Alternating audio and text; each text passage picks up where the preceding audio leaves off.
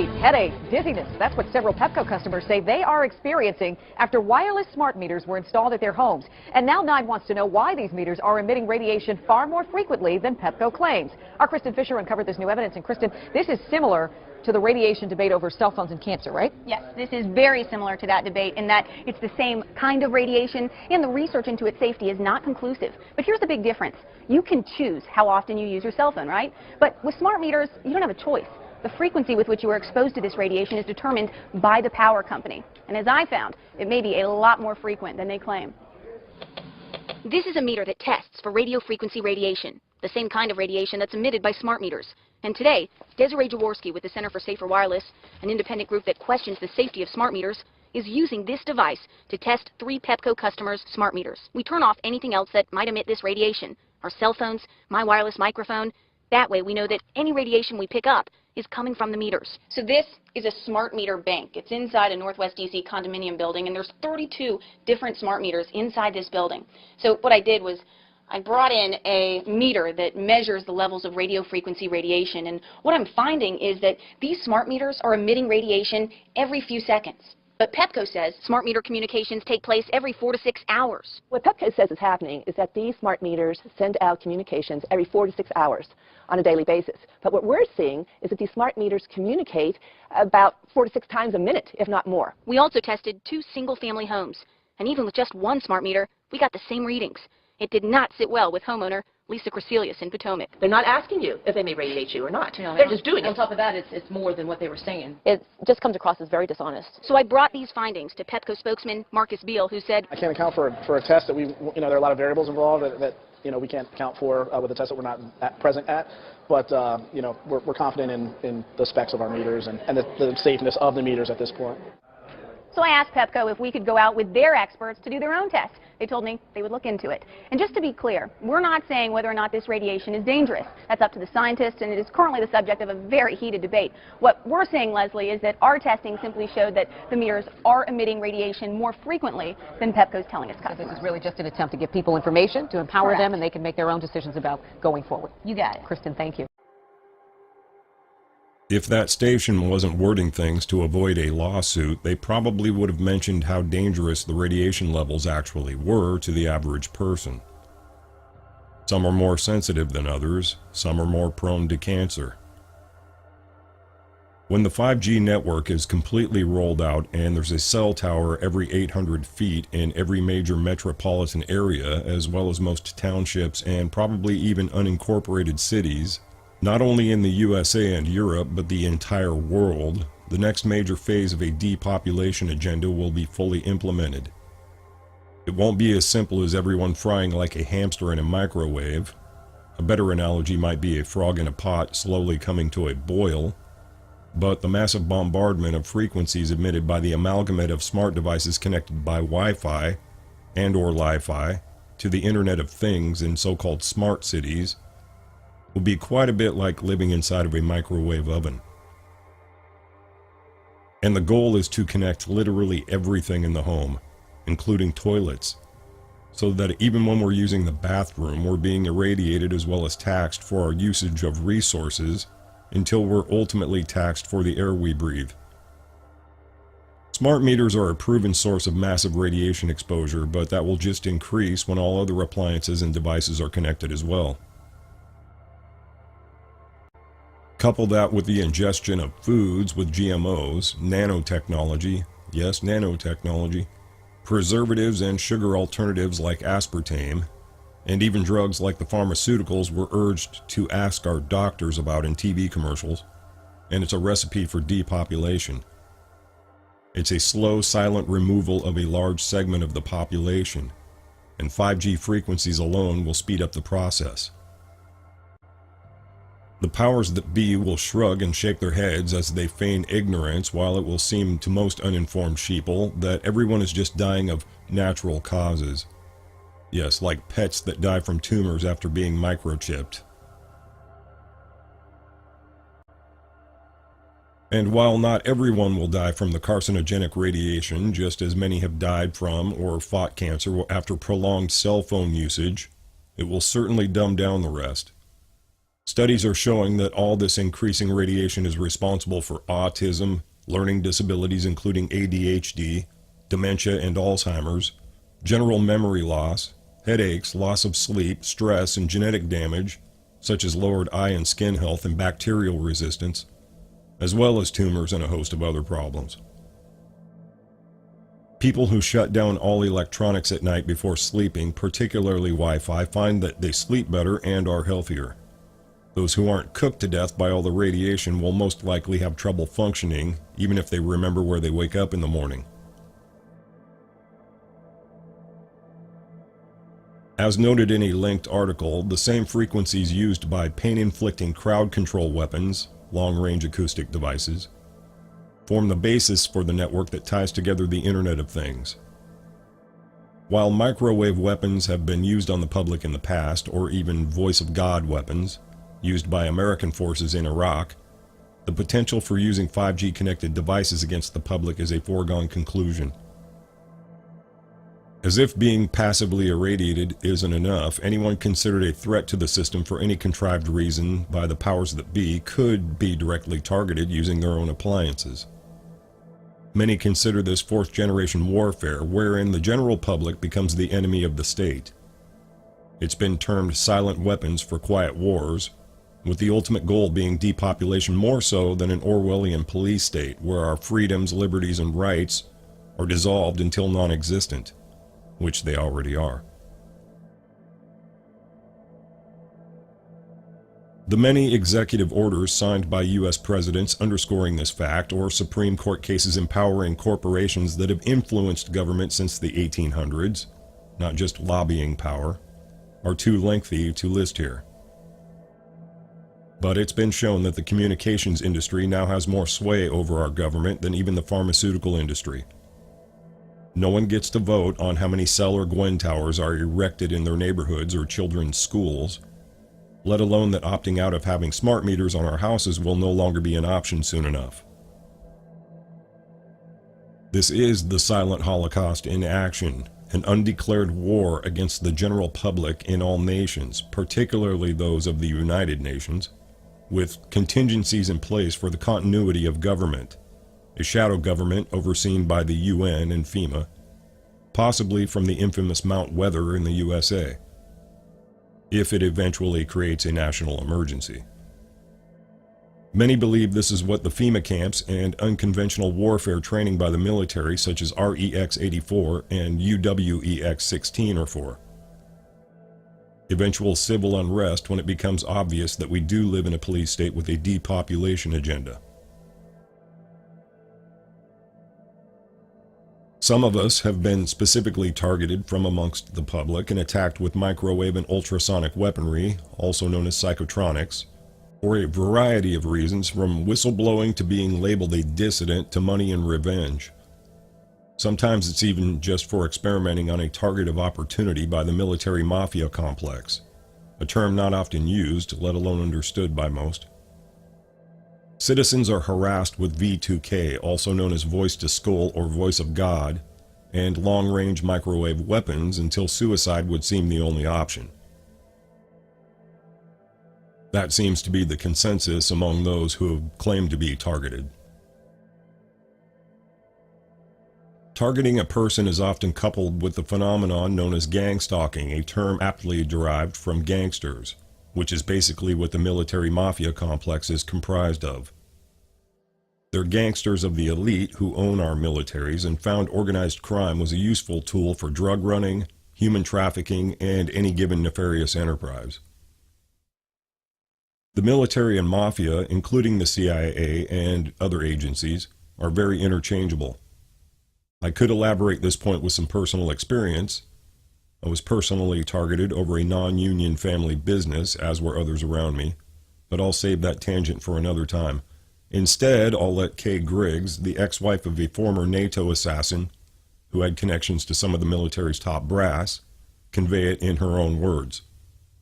They were Army and Navy together, joint. And George kept saying, George calls them the members of the firm. He calls them the members of the firm. I've heard the brotherhood. They're very close. And it's a small group, and it's very hierarchical. Their God is this brotherhood. The Brotherhood, and it's very German. It's very, Does it have Masonic leanings? oh, absolutely Masonic leanings. Not all Masons, but this Brotherhood, Opus Dei, if they're, or the mob. I mean, the one thing I've been able to determine about the current Marine Corps, the Marine Corps that my husband came in with, Gray, Reap, Sheehan, they're all mob. Now, when you say mob, you're talking mafia type New mob? Jersey Mafia, right. Right. Okay, is the mob and this military bunch, they're one and the The same? Marine Corps guys are the hitmen, and they are mercenaries. They'll work for anybody. You think the Marine Corps is under the Navy? No way. They can just as easily be under an Army colonel, and if the Army colonel meets a Marine Corps colonel, the Army colonel is superior. They'll switch hats just like that. My husband said it's just, no big a deal. I'll go work for the State Department. I don't really. The Marine Corps is just it's like a smoke and mirrors thing. And they're run out of New Orleans. 4th Marine, Oswald. I mean, they are not, on his level, he said, we've never been an enemy of the Soviet Union. They work with these communists. The man who started this whole intelligence operation, the OSS, he was recruiting known communists who were involved in the Spanish, subverting Spain. There's no more. They're not Americans. They're not Christians. They're German existentialists. Now, what are they doing running our nation? It's kind of, they have more affinity for the state of Israel right now than they do our nation. They don't care about American citizens. The judges now in the courts are military officers following chain of command orders. They're not independent judges. The problem, as I see it, is that I think they're trying to destroy America and the basic Protestant Christian culture. But this is interesting. It talks about sabotage, subterfuge. This is the standard Army book teaching men to lie, cheat, steal, be peeping toms on women. Now, if they don't allow women in there and they can peeping tom all the wives they want, they don't need movies, pornography. And they go on all the TADs they want. TAD is a... Just take off. Just tell their wife they're going. And they can lie, because it's all secret. We don't have to tell our wives anything. And it's intelligence. It's work. Oh, it's intelligence. Yeah, sure, it's intelligence. This is an intelligence and electronic warfare operations book distributed by the Army. And what it shows me is how arrogant they are about subversion and deception. In other words, this is just a regular old field manual, 1983 or whatever. And deception is so important. Okay. In the special operations is what my husband was head of, operations. The electronic warfare, an important part of electronic warfare is deception and knowing everything about the person, not just knowing about the target. Now, human beings are called targets. Women now are being targeted by the military, wives like me. So they'll have a team finding out everything about my grandparents, my family, who my friends are, to try and discredit me. And, of course, everybody who is flagged, who is a target, they'll jamming is a deliberate radiation or re-radiation of electromagnetic energy to prevent or downgrade the reception of information by a receiver. The multi-spot jamming is directed against more than one frequency. In other words, they jam I've had my caller ID downloaded. Sarah McClendon called my house and was told she couldn't reach me. It was a military base. MED is conducted. MED is manipulative electronic deception. Simulative electronic deception is SED. MED is conducted by altering the electromagnetic profile of friendly forces. It seeks to counter hostile electronic warfare and SIGINT activities by manipulating friendly electronic magnetic emissions. This is done by magnifying the technical characteristics and profiles which would provide an accurate picture of friendly intentions by deliberately transmitting false information. In other words, they are interested in deception as part of their line of attack. As for the military mafia's part in the silent Holocaust, let alone the many security firms with ex-military personnel, conscripts from InfraGard, the FBI's COINTELPRO, counterintelligence program, citizens on patrol, surveillance role players, and even general street dregs.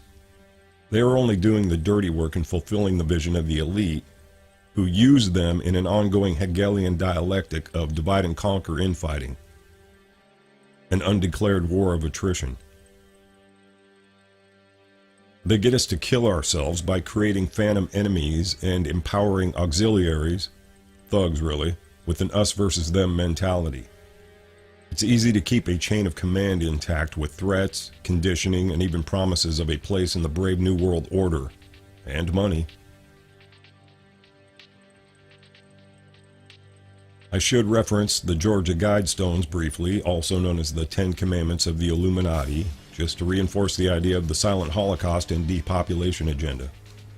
Keeping the world population under 500 million is a goal not easily reached without mass insurrection and anarchy, thus the need to slowly and subtly depopulate without arousing suspicion. Distracting us with numerous alternate conspiracies, threats of world war, or just entertaining the sheeple has most of us looking in the wrong direction while their thug employees erect microwave towers in every neighborhood in the dead of night. This plan, agenda, conspiracy, or whatever you like, began long before the so-called Illuminati, while our police state is modeled after ideals of some of history's so-called greatest minds.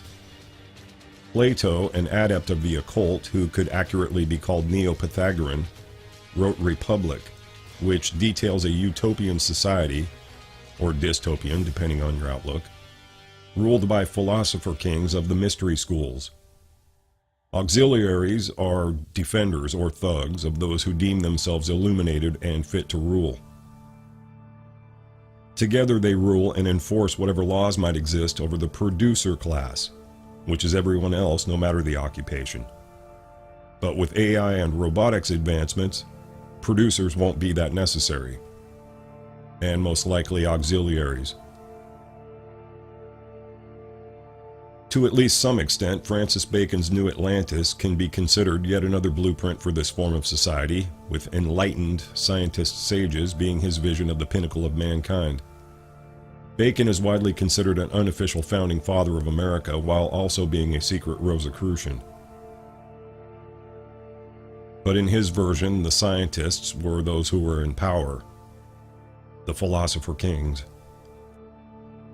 But more akin to Plato's version is Adam Weishaupt, the founder of the Bavarian Illuminati. Weishaupt and his initiate colleagues, or coterie depending on your outlook, sought to undermine all authorities and religions of their time, particularly the Catholic Church, while calling for the abolition of property, marriage, inheritance, and all children, who would be illegitimate, to be wards of the illuminated state, Big Brother.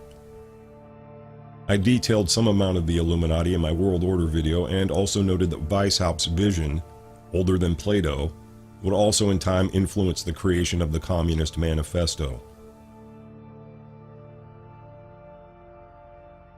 One group I failed to mention, detailed in Rabbi Marvin S. Antelman's To Eliminate the Opiate, is the Bunder Gerechten, a group of Germans, Jews mainly, who sought to reform Judaism, undermine it more accurately, particularly in Old Russia. Religion is called the opiate of the people, and like Weishaupt, they sought its elimination in favor of so-called scientific enlightenment. And while groups like the Illuminati have typically been full of Kabbalists and mystics of whatever kind, that's why, in the opinion of people like Kay Griggs, most of them seem like they're German existentialists or scientifically enlightened. The Jewish banksters who puppeted Wall Street supplied the Bolshevik atheists with the means to overtake Russia and create the Soviet Union. Wall Street also financed Hitler's regime, mainly so that Stalin's juggernaut wouldn't swoop down and overtake all of Europe. The fundamental difference between Hitler and Stalin is National Socialism versus International, which is communism. But as Soviet communism was only a blueprint for the kind ruled by philosopher kings, the elite globalists, Illuminati and Luciferians, gave Hitler the means to keep Stalin in check.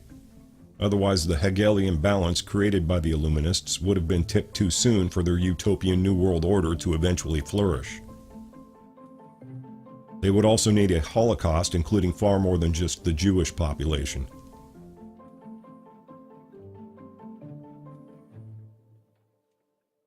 Revisiting the gang-stalking networks and electronic harassment, the Western police state has largely been modeled after not only the Nazi Gestapo, but the Soviet KGB and East German Stasi secret police, the modern prototype auxiliaries. It's estimated that at least 1 in 6 citizens of East Germany were informants on the payroll for the Stasi in some way. Neighbors and even family would turn on one another to stay in Big Brother's good graces and get money. The same has been increasing in Europe and the USA since World War II and how we came to have gang-stalking networks. I can personally say I've seen it in action with union lackeys, both white and blue collar, who are in turn connected with not only the military and/or mafia, but also the Freemasons behind the shadow powers that be. This is the society they want, a communist Orwellian police state eventually ruled by sorcerer kings, for lack of a better term, while most of the hierarchy just believes it's about money. Here's just a minor allusion to Stasi-esque snitching. Hi, I'm Janet Napolitano, Secretary of the Department of Homeland Security. Homeland Security begins with hometown security. That's why I'm pleased that Walmart is helping to make our communities more safe and secure. If you see something suspicious in the parking lot or in the store, say something immediately. Report suspicious activity to your local police or sheriff.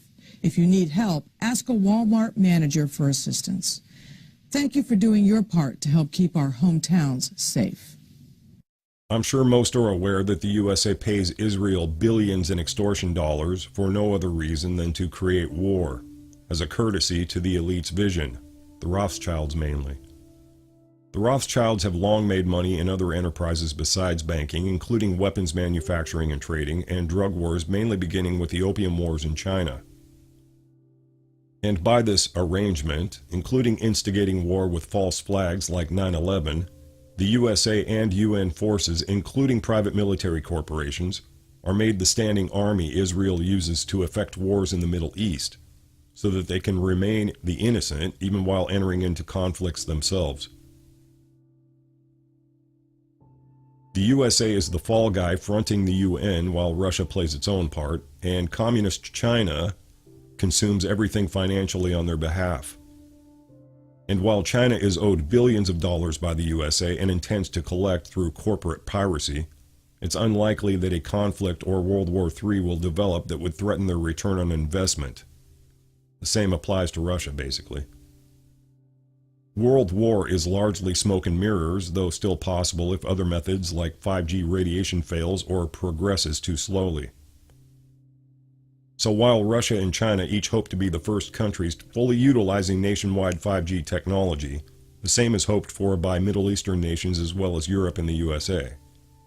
There is no need for a world war.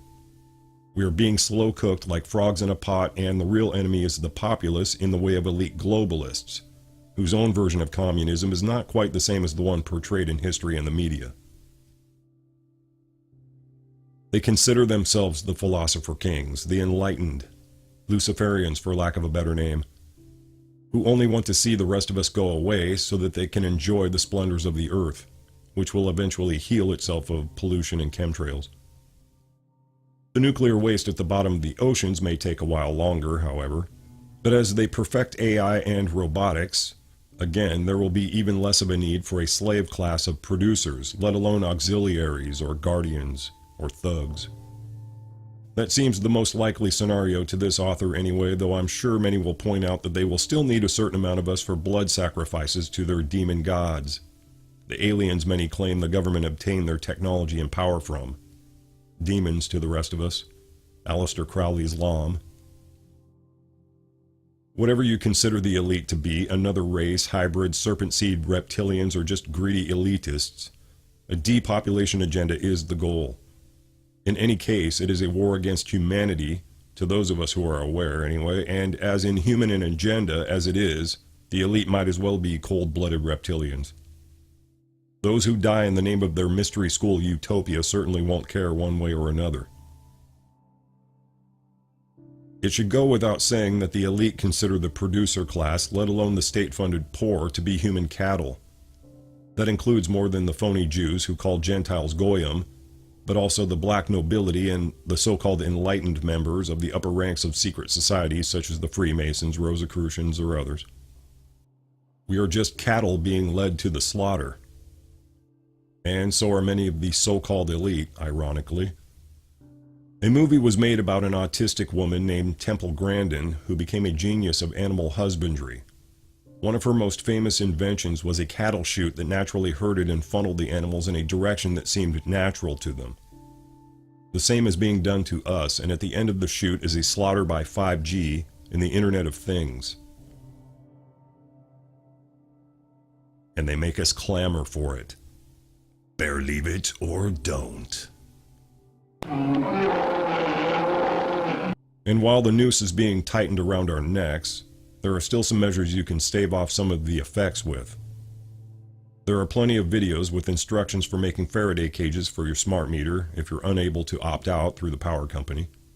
And again, it's a good idea to unplug as often as possible while shutting off all electronics when you sleep.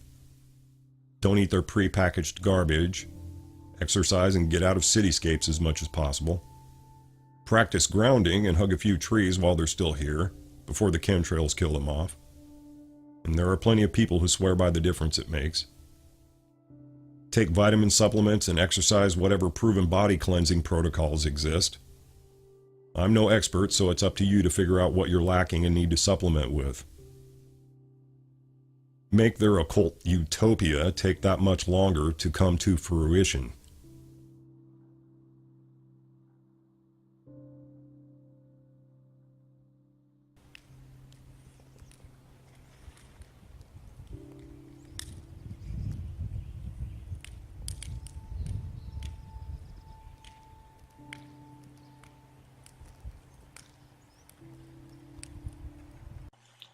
Live blood analysis and electrosmog.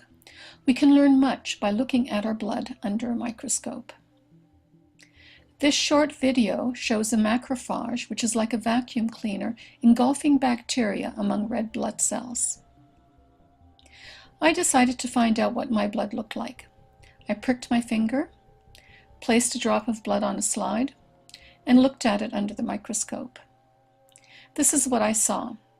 The cells are round, some are separate, and a few are sticking together. Overall, fairly healthy looking blood. This testing was done in a clean electromagnetic environment, and I did not eat or drink before or during testing. I then worked on a computer for 70 minutes and looked at my blood again. This time, the cells are sticking together like stacked coins. This is called rouleau formation. Later that day, I used a cordless phone for 10 minutes and looked at my blood again. And this is what I saw. Very unhealthy looking blood. There are virtually no single cells. Most of the cells are now in rouleau formation. A doctor told me this is what she sees with cancer patients.